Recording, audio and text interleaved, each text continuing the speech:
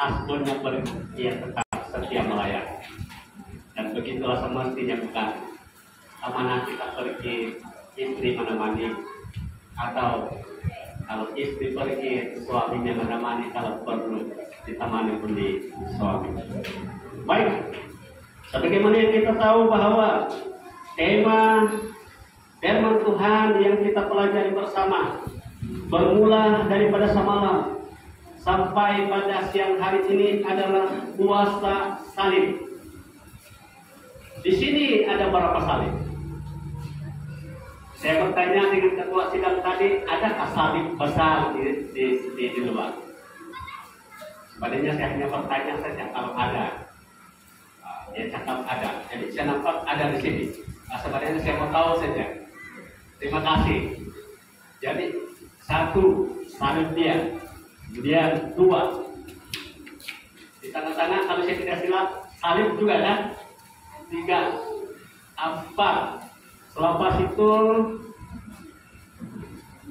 yang di sini yang ada style sedikit ini 5, 6, 7, 8, 9, 10, 11. Ada lagi kali 11,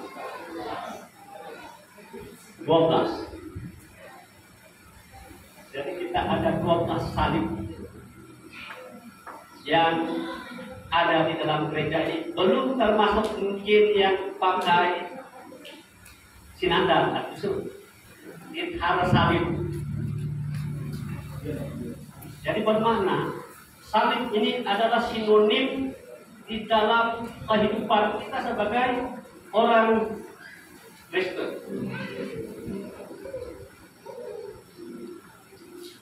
Kuasa salib, saya tidak tahu sejauh mana kita menyadari akan kuasa salib. Tetapi jika kita melihat di YouTube, ada orang yang fobia dengan salib. Nampak salib, seakan-akan salib di jalan raya, yang salib itu karena kritik sudah di Facebook. Sampai satu kali, kalau saya tidak silap, di Daumawan itu ada satu orang yang ini kritik. Dia bilang ini ciri-ciri untuk mengkristenkan. Saya tidak tahan, saudara-saudara. Saya bilang perlu hormati. Sekalipun mungkin tuduhan itu tidak dapat dibuktikan asasnya, perlu hormati bahwa kita di Indonesia ini telah terbilang suku, kaum, dan agama. Saya tidak tahu kalau kamu menghormati anutan agama kami, tapi dengan hati yang ikhlas yang nyatakan kami menghormati agama kami.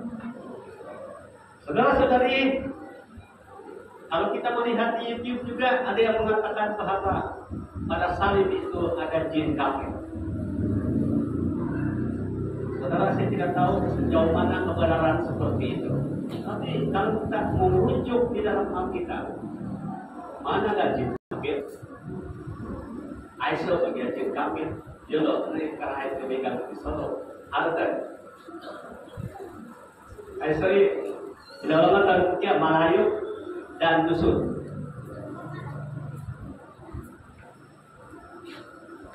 Jadi itu yang akan kita dengar bersama pada siang hari ini. Kalau tadi malam kita sudah mendengar tentang kuasa salib, bahwa lambang salib itu adalah cemoohan, penderitaan, penolakan, kematian. Apakah kalau saya tidak silap? Dan ada dua pribadi yang mengalami kuasa salib, yang Ilya dan Petrus. Kita review sedikit, bukan untuk apa-apa, tapi review sedikit untuk bagaimana kita pay attention untuk firman Tuhan. Siapa yang masih ingat poin-poinnya itu? Kemudian syarat-syarat untuk memikul salib ataupun mengalami kuasa salib, maksud saya memikul salib, menyangkal diri, begitu. Itu antara lain yang kita dengar semalam, bukan? Jadi penting ada keseimbangan. Selain daripada kita gairah memuji Tuhan, jangan lupa bahwa kita juga harus gairah untuk mendengar kebenaran firman Tuhan. Maaf, Saya katakan ini, selalunya di sini, ini tidak ada di sini. Selalunya kalau di kebaktian KKR yang lain, suci pujian dan penyembahan bergairah sangat, tapi kalau peringkat maksudnya pemberitaan firman Tuhan sudah, yang lain pergi sana, yang lain pergi sini. Hanya beberapa lagi yang tinggal di dalam gereja. Jadi tolong pay attention untuk firman Tuhan yang kita dengar bersama. Dia konsisten itu sebenarnya. Ibadat artinya ada yang punya liturgi, doa, penyembahan, pujian, dan juga kebenaran firman Tuhan.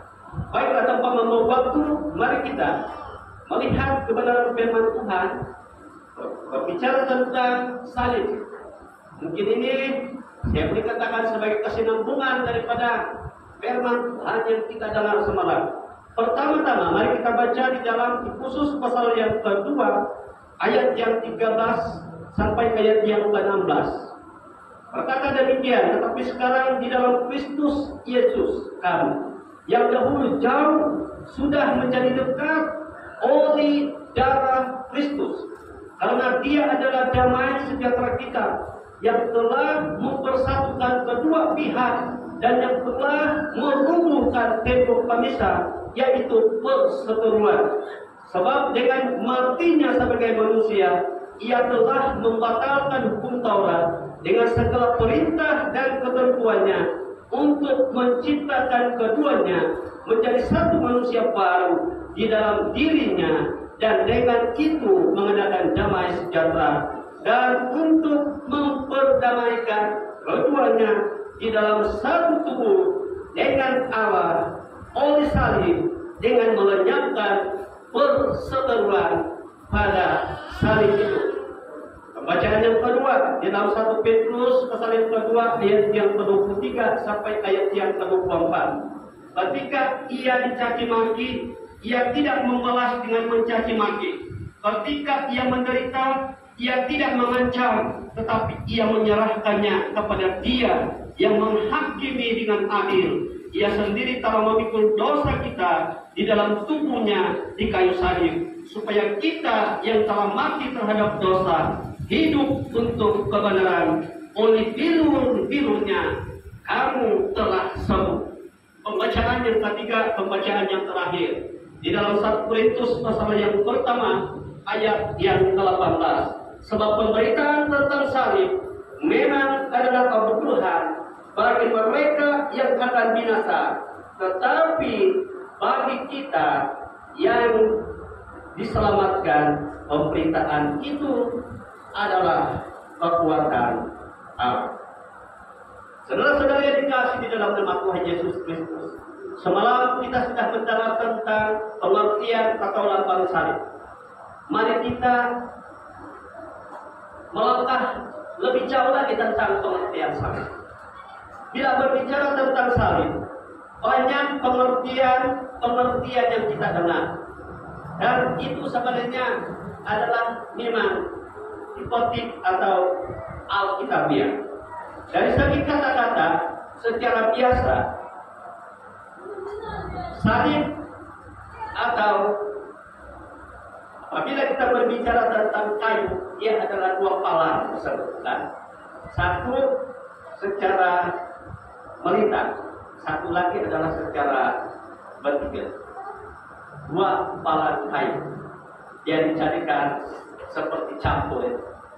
Satu secara melintang, satu lagi secara vertikal. Tapi lebih daripada itu, apakah salib? Pada awalnya, seperti yang telah dinyatakan oleh Pastor semalam, bahwa salib itu melambangkan kesengsaraan. Salib itu adalah tempat penyiksaan, dan yang dihukum pada salib adalah orang-orang yang terkutuk karena melakukan kejahatan atau pemberontakan. Itu sebabnya dua orang penjahat atau pemberontak disalibkan bersama-sama dengan Yesus. Tetapi pertanyaan di sini, apakah Yesus bersalah? Yesus tidak bersalah. Tetapi kenapa dia dikategorikan sebagai orang orang yang bersalah atau seperti pemberontak yang sebenarnya tidak bersalah, seperti kedua perempuan sebentar tadi. Kenapa Yesus disalib?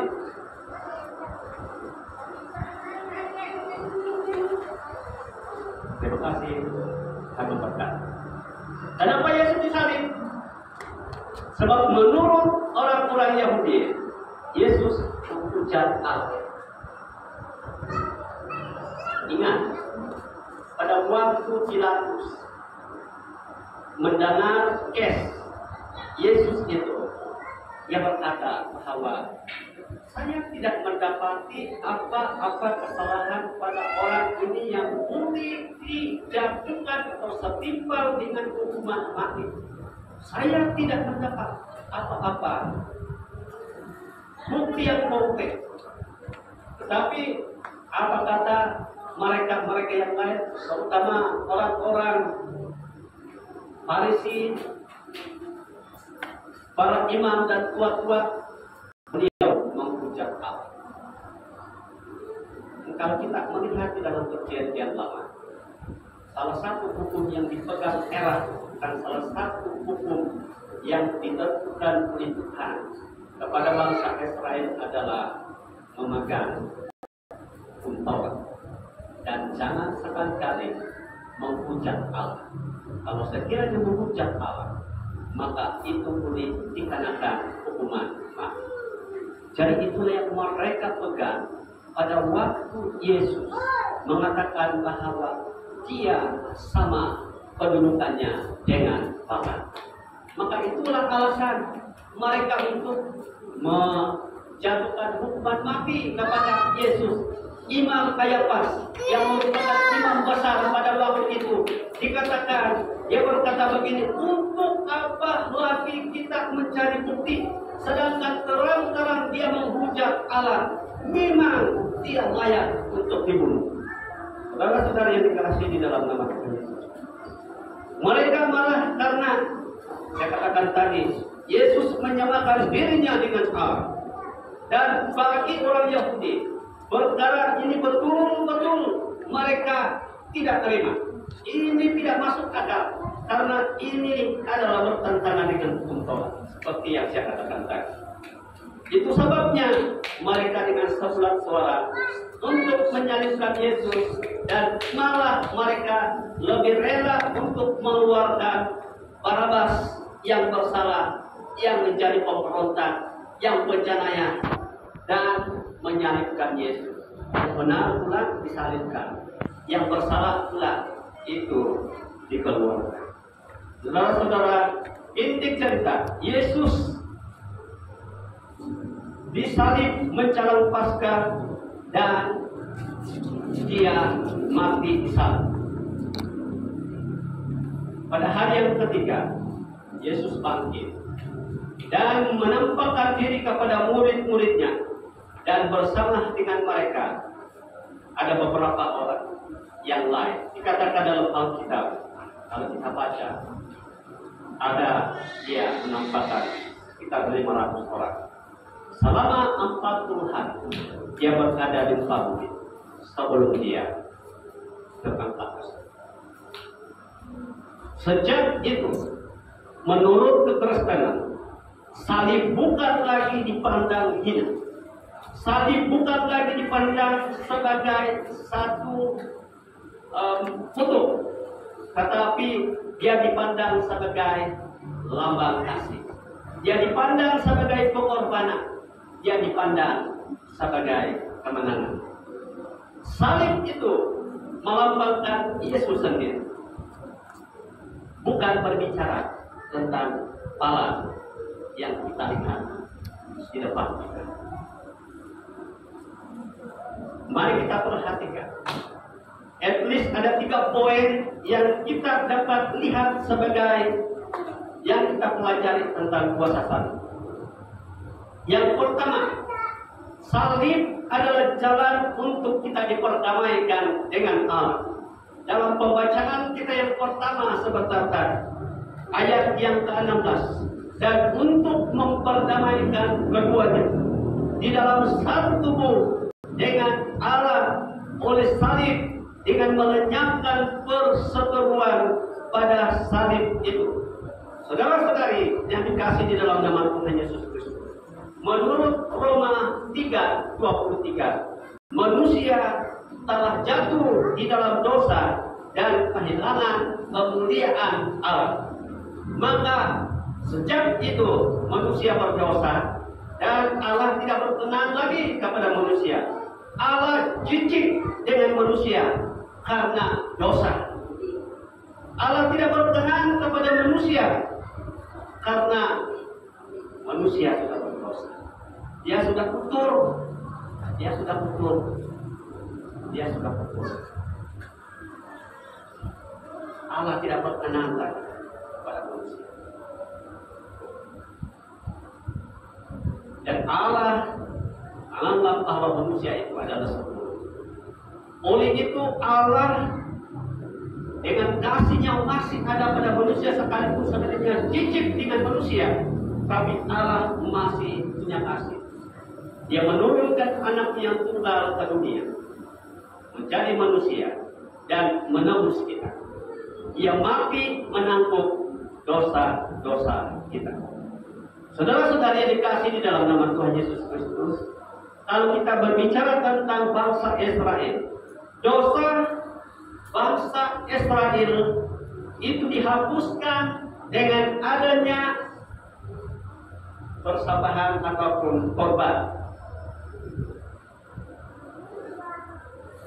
yang disembelih, domba jantan disembelih tanpa bercacat, disembelih, dan ini dilakukan di Bait. Dan untuk penghapus dosa ini dilakukan satu kali dalam 1 tahun dan dilakukan oleh imam besar. Bait Allah itu terbagi kepada 3. Coba tunjukkan untuk kita lebih memahami. 3 bahagian. Maafin di media mungkin boleh paparkan. Ada 3 pelataran. Ada 3 bahagian. Yang pertama adalah pelataran, di mana di bahagian pelataran tersebut ada bejana pembasuhan, ada bojah mezbah. Maaf, saya sering tersambung. Mezbah pembakaran. Dan di ruangan kedua, ini ya, kita nampak di situ. Yang pertama itu adalah pelataran, di mana di situ terdapat bejana pembasuhan, mezbah pembakaran. Ruangan yang kedua adalah ruangan kudus. Di situ ada tempat pelita, dan pelita itu ada 7 kaki biang. Kemudian dia ada meja roti. Selepas ruang kudus itu ada ruang yang ketiga, itu adalah ruangan Maha Kudus. Itu yang anak tutup itu, ruang Maha Kudus. Dan di dalam ruang Maha Kudus itu adalah ada tabut perjanjian.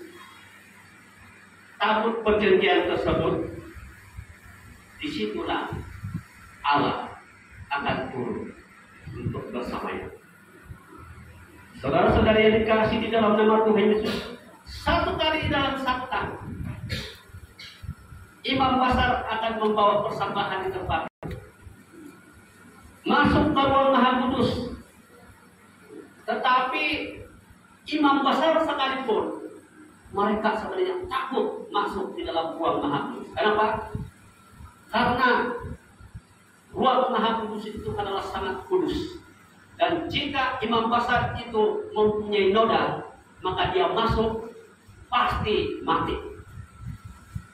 Itu sebabnya kalau sekiranya imam besar ini masuk di dalam ruang Maha Kudus, itu kaki imam besar itu kena ikat dengan tali. Dan selain daripada tali, dia kena ikat pula, ada giring-giring. Karate takut kami ada giring-giring, karate ya. Jadi memana apa ya, giring kan. Jadi harus apa ini bermana apa sih ya. Jadi memana dia Yahudi menghapus dosa. Kalau sekiranya senyap itu kering, korban dia sudah KO di sana. Dia sudah mati. Dan itu sebabnya guna itu tali ada pala jurang mereka, jurang. Itu yang ada di luar, imam-imam yang di luar itu pala akan tarik. Supaya nanti itu jenazah di sana jangan berkatalan. Dan hal ini saya katakan tadi menakutkan bagi orang Israel. Dan kalau macam orang-orang biasa, rakyat yang biasa, mereka itu begitu takut sekali. Dengar saja guru atau tanda-tanda kehadiran Tuhan, mereka sangat takut sekali. Karena apabila mereka berjumpa atau bersemuka dengan Tuhan, pasti mati. Jadi berlainan dulu manusia takut berjumpa dengan Allah. Sekarang lain. Kenapa sekarang kita tidak takut lagi untuk berjumpa dengan Allah? Malah kita sebenarnya ingin berjumpa dengan Allah. Saudara-saudara yang dikasih di dalam nama Tuhan Yesus Kristus, oleh kematian Yesus Kristus di kayu salib, Dia melambangkan sebagai anak domba yang disembelih, yang mengubah segala-galanya. Ketika Yesus mati di atas salib, kira-kira jam 3, Yesus berkata dalam Yohanes 19 ayat yang ke-30, sudah selesai. Apa maknanya ini, saudara-saudara? Pada waktu dia mengatakan sudah selesai, maka tabir bait Allah terbalik, tunjukkan tabir.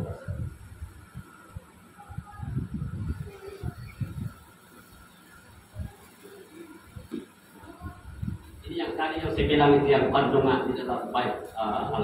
Oke, next lagi. Ini tabir bait Allah itu terbelah dua. Tabir bait Allah itu terbelah dua. Apa maknanya ini, saudara-saudara? Kini manusia diperdamaikan dengan Allah dan beroleh keberanian dan dapat datang kepada Allah melalui Yesus. Tidak ada lagi halangan. Kita secara pribadi melalui Yesus kita akan dapat datang kepada Allah. Dan Yesus dia berkenan kepada, bukan Yesus, maafkan saya, Allah melalui Yesus dia akan berkenan kepada manusia. Sekali lagi, kita melalui Yesus kita diperkenan atau diperdamaikan dengan Allah. Allah melalui Yesus maka dia berkenan kepada manusia. Jadi Yesus adalah sentrum, salib itu yang membuat segala-galanya terjadi seperti itu. Saudara-saudari yang dikasih di dalam nama Tuhan Yesus, di dalam Efesus pasal yang ketiga ayat yang 14 mengatakan, di dalam Dia kita beroleh keberanian dan jalan masuk kepada Allah dengan penuh kepercayaan oleh iman kita kepada-Nya. Karena hutang kita, dosa kita, hutang kita itu adalah dosa kita, sudah ditebus dengan harga yang mahal. Dia beli dengan apa? Bukan dengan uang dan perak, emas dan perak, bukan, tetapi dengan darah yang mahal. Dalam 1 Petrus pasal 1 ayat yang 18 hingga 19 kita ada terbaca tadi. Sebab kamu tahu bahwa kamu telah ditebus dari cara hidupmu yang sia-sia. Kamu warisi dan nenek moyangmu, bukan dengan barang yang panas, bukan pula dengan perak dan emas, melainkan dengan darah yang mahal, yaitu darah Kristus, yang sama seperti darah anak domba yang tidak bernoda dan tak bercacat. Jadi sekarang kita beroleh keberanian. kita tidak takut lagi kepada Allah, bukan? Malah kita berkata, Bapa di surga, datanglah kerajaan. Kita sudah akrab dengan Tuhan. Amin. Kita sudah akrab dengan Tuhan. Kita tidak takut lagi. Berbeda daripada bangsa Israel, mereka begitu takut berjumpa dengan Tuhan. Karena mereka berdosa. Mereka pasti mati. Tapi sekarang kita tidak takut.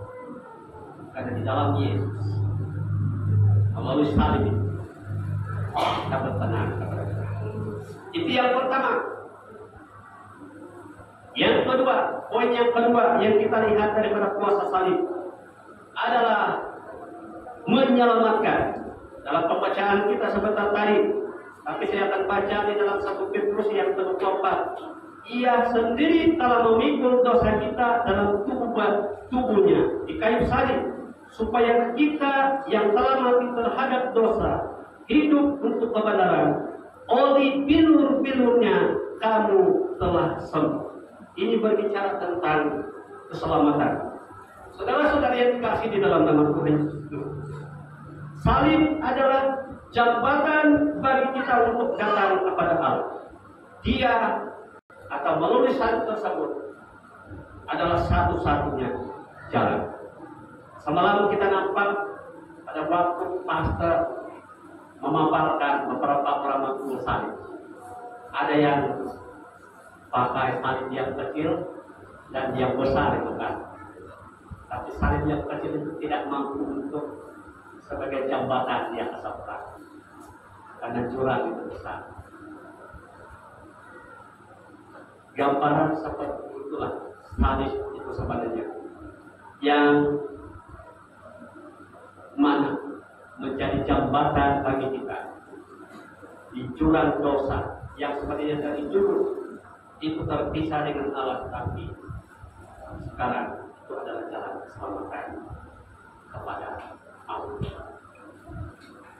Semalam juga pastor ada paparkan tentang kayu tembaga, ular tembaga, bukan? Ini mungkin ada ulangan sedikit, tapi tidak apa-apa, pastor. Sebab ini memang sudah dipersiapkan. Lagipun dalam Alkitab ada ulangan. Jadi Alkitabiah juga. Mungkin berbeda sedikit kan, atau ada persamaan, tidak ada apa-apa. Saudara-saudara yang dikasih di dalam nama Tuhan Yesus Kristus, kalau kita melihat di dalam Bilangan pasal yang ke-21 ayat yang ke-9, bahkan awal daripada ayat yang ke-4, kalau saya bilang, bangsa Israel ketika dalam perjalanan mereka ke Kanaan, ketika bangsa ini berada di sekitar laut Teberau, mengelilingi Edom, ini kota Edom. Kenapa mereka mengelilingi kota Edom? Karena sebenarnya orang Israel atau bangsa Israel ini ingin melalui tempat orang Edom itu supaya dekatlah. Katakanlah kalau sekiranya daripada pergi ke kota Kinabalu, kota Kinabalu. Jadi kita melalui Kinabalu itu kan akan. Tapi kalau kita keliling balik penggunaan, baru kita pergi kota Kinabalu. Jadi jauh kan. Jadi kira-kira seperti itu bangsa Edom. Pada waktu bangsa Israel meminta izin kepada bangsa Edom supaya mereka melalui tanah mereka, bangsa Edom tidak mau kata mereka. Ini bahasa saya sendiri. Jadi apa yang berlaku, bangsa Israel tidak memaksa. Bangsa mereka keliling, maksud saya dia mengelilingi kota itu tanpa melalui tanah mereka. Ya, pada waktu mereka berada di sekitar laut Teberau, apa yang terjadi bangsa ini dalam kelaparan. Sudah lapar, juga kehausan. Dan mereka teringat akan makanan yang sedap-sedap di Mesir. Lalu mulailah mereka ngomel. Katanya, kenapa kami dibawa ke padang gurun? Tidak ada air, tidak ada makanan, adapun makanan yang mereka masukkan ke dalam mana. Ini hamba, ini sudah berkali-kali, ini kami bosan sudah. Tidak ada di dalam ayat ini, tapi kalau kita baca di ayat yang sebelum ini ada. Jadi mereka mengomel, mereka sebenarnya bersumur-sumur. Mereka lupa bahwa sebelum ini Allah sudah memberikan pertolongan kepada mereka. Lalu Tabarau yang sebelum ini itu terbuka luas tempat mereka melalui itu. Pun mereka masih tidak mengingat akan pertolongan Tuhan. Lupa darah. Itulah sikap manusia kan. Dapat berkat Tuhan hari ini, kemudian bilang nanti keesokan atau beberapa bulan seterusnya kita dalam keadaan yang susah mengomel lagi apa ini Tuhan.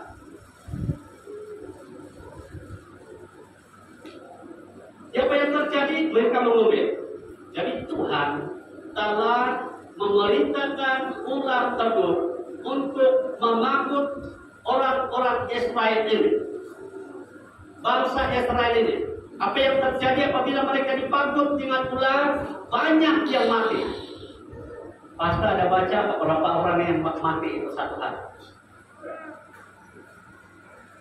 Ada yang terbaca di dalam Alkitab berapa orang mati satu hari. Saya akan terbaca. Berapa saudara-saudara? Bukan sedikit. Kematian berlaku dalam satu hari. Ini satu hari tahu. Dalam satu hari 23.000 yang dipanggul ular. Jadi just imagine, bayangkan kalau dipanggul matilah berkelimpahan bukan? Maka ketika bangsa Israel menyadari bahwa mereka dipanggul ular, maka mereka terbuka mata. Lalu mereka berkata kepada Musa, Musa, berdoalah untuk kami mohon maaf, mohon ampun terhadap pelanggaran kami. Baru Musa berdoa kepada Tuhan. Kemudian Tuhan memerintahkan kepada Musa bahwa dirikanlah ular tembaga pada tiang. Dan barang siapa yang melihat pada ular tersebut, maka apabila dia panggul ular, dia tetap hidup. Dan menurut penafsir bahwa tiang yang didirikan itu lebih tinggi daripada tiang-tiang yang lain, supaya yang dari jauh itu tetap dapat melihat. Saya tidak tahu setinggi mana, bukanlah mungkin setinggi seperti Gunung Kinabalu. Tapi memang para penafsir mengatakan bahwa dia didirikan tinggi daripada yang lain-lain, supaya yang dari jauh dapat melihat. Dan bila ternampak itu ular tembaga yang didirikan atau yang diletakkan pada tiang, mereka tidak akan mati. Saudara-saudari, ini sebenarnya adalah gambaran tentang salib yang menyelamatkan. Bukan lagi ular todung yang ditaruh pada tiang kayu tersebut, tetapi Yesus. Maka barang siapa yang memandang kepada salib itu, ia akan selamat. Dengan kata lain, barang siapa yang percaya, barang siapa yang beriman terhadap Tuhan Yesus Kristus dengan sungguh-sungguh, maka dia akan selamat. Dalam Yohanes pasal yang ketiga ayat ke-14 hingga yang ke-15 berkata demikian, dan seperti Musa meninggikan ular di padang gurun, demikianlah juga Anak Manusia ditinggikan, supaya setiap orang yang percaya kepadanya beroleh hidup yang kekal. Roma 5 ayat 1. Sebab itu kita yang dibenarkan karena iman, kita hidup dalam damai sejahtera dengan Allah oleh karena Tuhan kita Yesus Kristus. Seperti penjahat yang walaupun dia tersalib pada salib tersebut, tetapi dia beriman kepada Yesus, dia memandang kepada salib Yesus, dia berkata begini, Yesus, ingatlah akan aku apabila engkau menjadi raja nanti. Tuhan Yesus berkata kepada penjahat ini seperti seperti yang saya katakan semalam, hari ini juga kau akan berada denganku di Firdaus. Saudara, langkah keselamatan yang pertama adalah iman. Saya berfungsi dengan Bapak Mama yang semalam. Langkah pertama untuk mendapatkan keselamatan adalah iman. Sekalipun iman itu perlu dibuahi dengan perbuatan, tetapi yang pertama-tama itu adalah iman. Ingat, penjahat ini pada waktu dia disalib, dia tidak dapat berbuat apa-apa lagi, bukan? Tetapi dia hanya beriman. Ingatlah aku. Dan pada waktu dia mengatakan demikian, karena dia tahu bahwa daripada lubuk hati yang paling dalam, maka Yesus mengatakan, hari ini juga kau akan bersama-sama dengan aku. Saudara-saudara yang dikasihi di dalam nama Tuhan Yesus Kristus, kita tidak tahu batas umur kita ini. Bila garis akhir untuk kita tidak tahu. Baru-baru ini ada jemaat saya di kawasan Papar telah dipanggil Tuhan. Saya katakan kepada keluarga ini, pegang iman. Sebelum itu saya berbicara tentang kemenangan kita. Sebab 20 hari bulan Masih yang lalu saya berada di Pakan.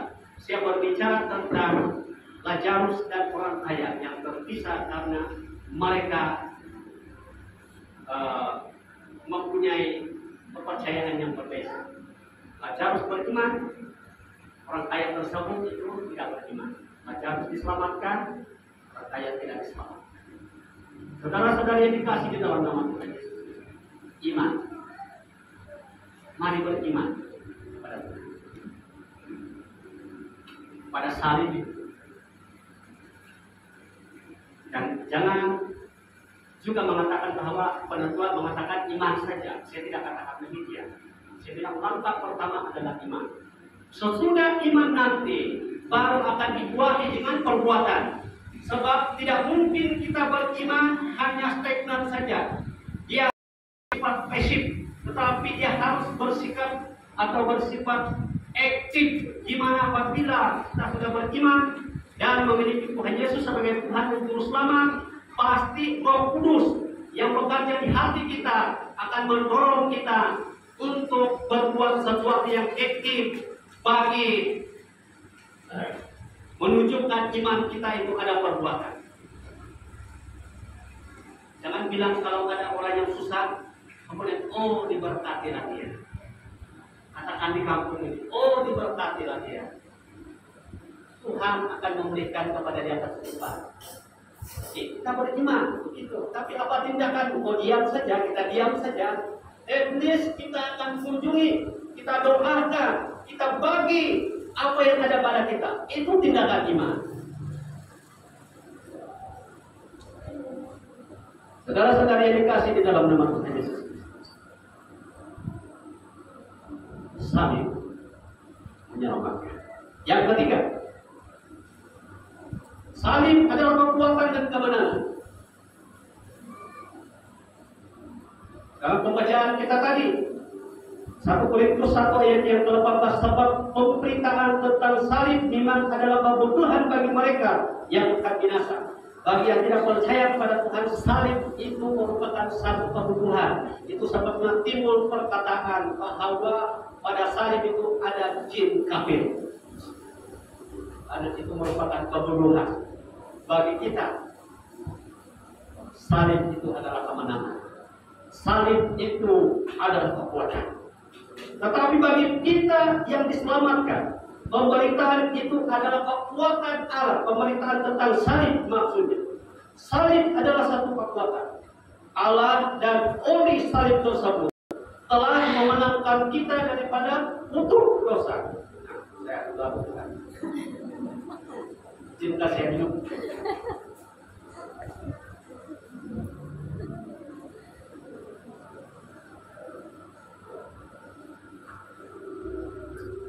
Saudara-saudara yang dikasih di dalam nama Tuhan Yesus Kristus, pada mulanya salib itu adalah lambang kematian, saya katakan.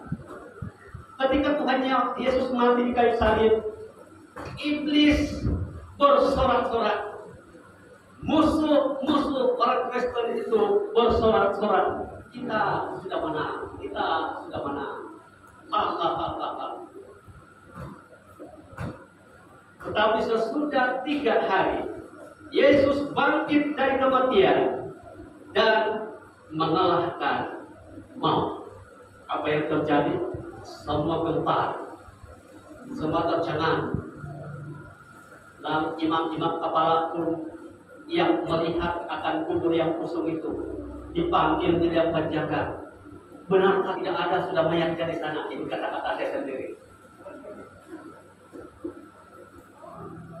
Itu yang penjaga pasti mengatakan, benar. Begini kau katakan. Jangan bilang yang dia ada di sana, tapi katakanlah bahwa murid-muridnya yang mencuri mayat. Ini masuk akal, Pak, saudara-saudara.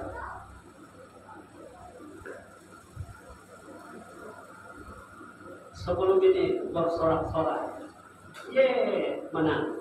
Tiada sudah. Tapi sesudah 3 hari, Yesus bangkit. Iblis bungkam. Sorakan mereka yang tadinya itu disorakan, kini sunyi sepi, bukan macam malam kudus. Tetapi mereka menggigil, apa yang kita buat, saya dapat bayangkan apa yang mereka alami pada waktu itu, saudara-saudara. Karena Yesus bangkit dari kematian dan mengalahkan iblis, mengalahkan maut. 1 Korintus 15 ayat yang ke-55 hingga yang ke-57. Hai maut, di manakah kemenanganmu? Hai maut, di manakah songanmu?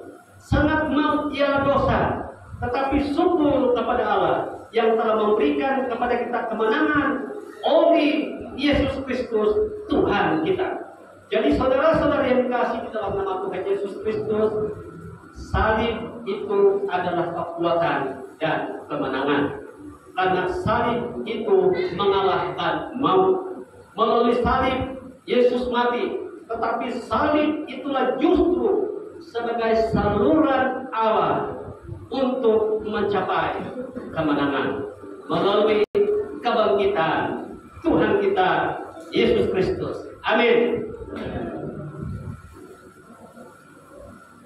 Dan bukan itu saja, kita yang berdiri atas dasar salib diberi kekuatan untuk menjalani kehidupan kita sehari-hari, dalam pekerjaan kita, dalam pelayanan kita, dalam pekerjaan kita, dalam persekolahan kita, dalam perusahaan kita.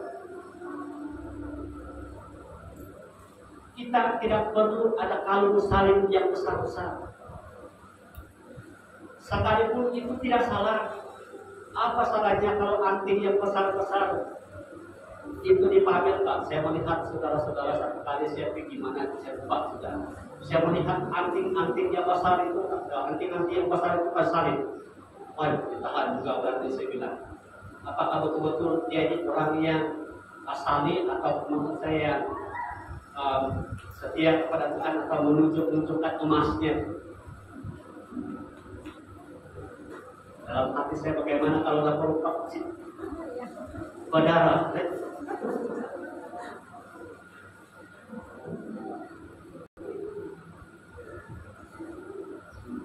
Kita juga tidak perlu di dalam rumah kita yang besar-besar salib, sekalipun kita tidak salah. Taruhlah macam salib yang besar tadi itu di rumah, di depan rumah kita. Tiada masalah sebenarnya. Kita tidak masalah dengan salib yang besar sekali di Kinarut sana, di Kinarut itu, atau di Modakat Gabungan sudah. Kalau kita pergi Sentusip, besar salib sana itu. Kalau kita pergi Limbahau sana, besar salib.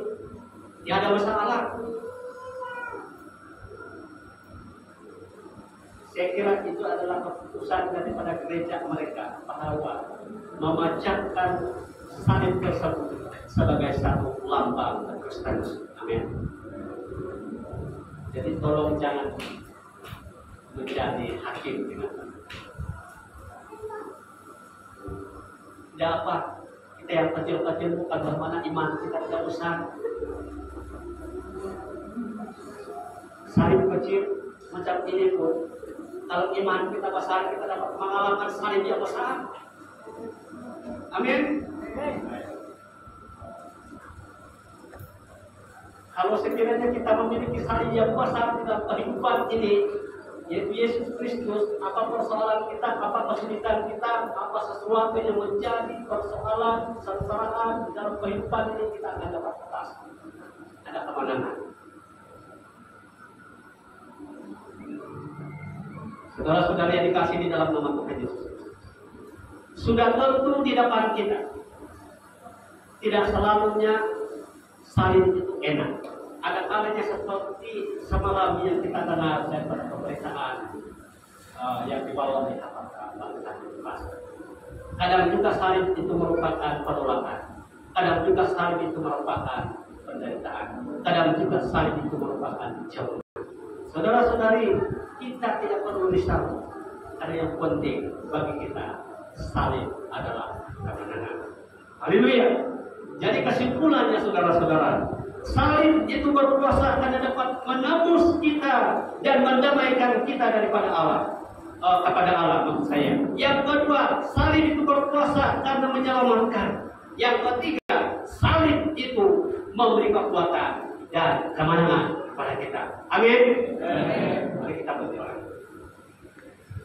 Kepada surga, terima kasih untuk kebenaran firman-Mu yang kami nikmati pada siang hari ini, yang berbicara tentang kuasa salib.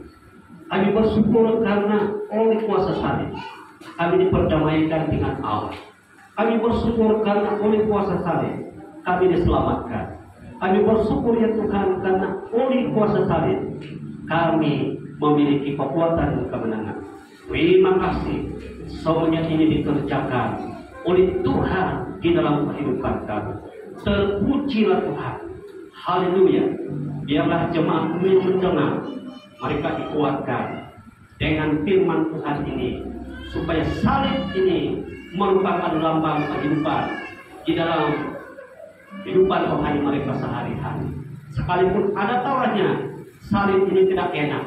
Kadang-kala ya Tuhan ada kesulitan, kadang-kala ya Tuhan ada penderitaan, tapi kami tetap mempunyai kekuatan dan iman bahwa Engkau adalah penolong kami. Haleluya, terpujilah Tuhan. Di dalam nama Yesus Kristus kami mensyukuri firman-Mu. Amin. Terima kasih Tuhan memberkati. Baiklah, pada waktu ini kita akan memberikan persembahan